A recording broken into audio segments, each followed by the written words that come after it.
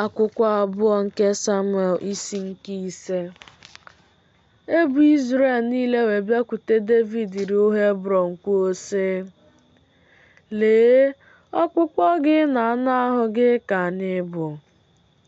Na mgbe gara aga, mgbe Sọl bụ eze anyị, gị onwe gị bụ onye na-edupụ na onye na-edubata Izrel. Jehova wee sị gị, gị onwe gị ga-azụ ndị mbụ Izrel. Onwe gị ga-abụkwa onye ndu Izrel. Ndị okenye niile nke Izrel wee bịakwute eze ruo Hebrọn.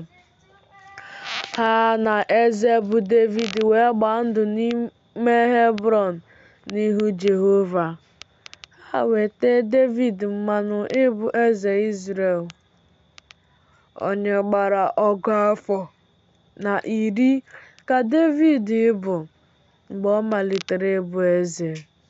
100 afọ abụọ ka ọ bụ eze. Na Hebrọn ka ọ bụ eze Juda afọ 7 na ọnwa 6. Na Jerusalem ka ọ bụkwa eze Izrel na Juda niile 100 afọ na 13.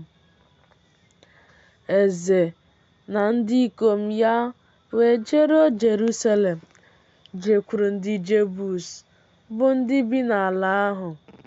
Ha wee gwa David okwu sị, ị gaghị abata n'ebe a.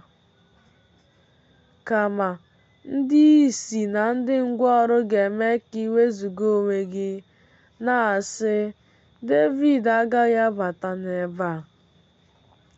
David wee were ebe e wusiri ike nke Zayọn, nke ahụ bụ obodo David.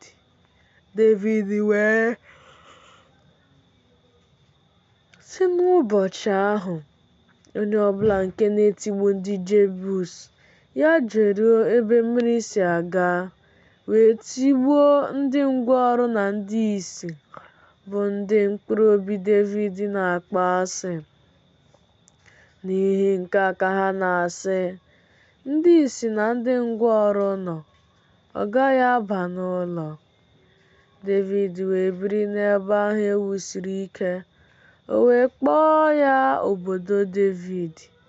David wee wuo obodo gburugburu site na Milo wee ruo n'ime ya.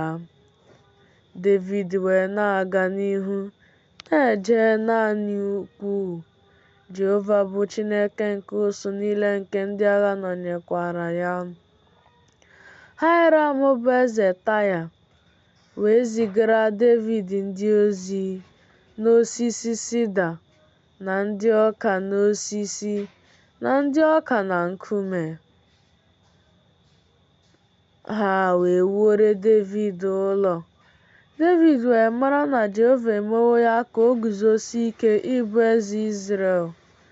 Ọ makwara na o buliwo alaeze ya n'elu n'ihi ndị ya bụ Izrel.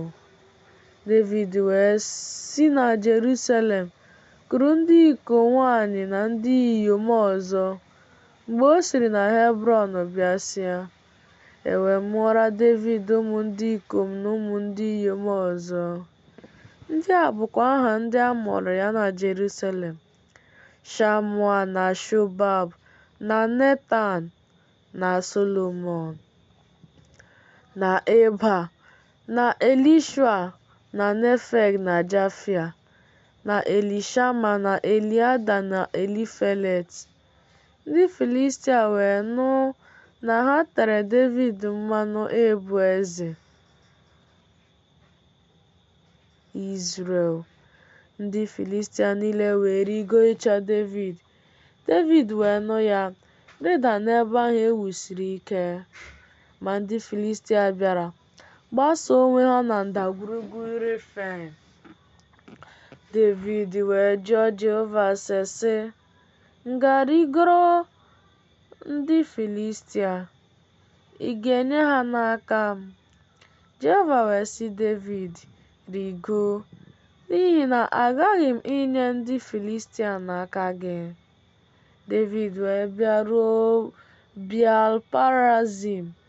David wee tigbuo ha n'ebe ahụ. O wee sị, Jehova ekwopụwo megide ndị iro m n'ihu m, dịka nkwụpụ mmiri.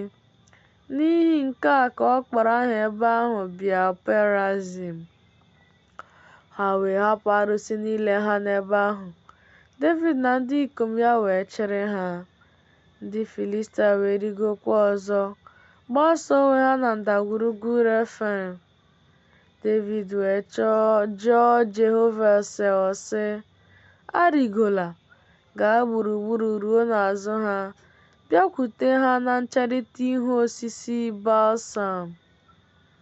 Ọ ga-erukwa, mgbe ị nụrụ olu ikiti ukwu n'elu osisi balsam ahụ, mgbe ahụ ị ga-eme ngwa, n'ihi na mgbe ahụ ka Jehova pụworo n'ihu gị itigbu ọmụma ụlọ ikwu ndị Filistia. Devid wee mee otu a, dịka Jehova nyere ya iwu. O wee tigbuo ndị Filistia site na Geba ruo ebe ị na-aba Geza.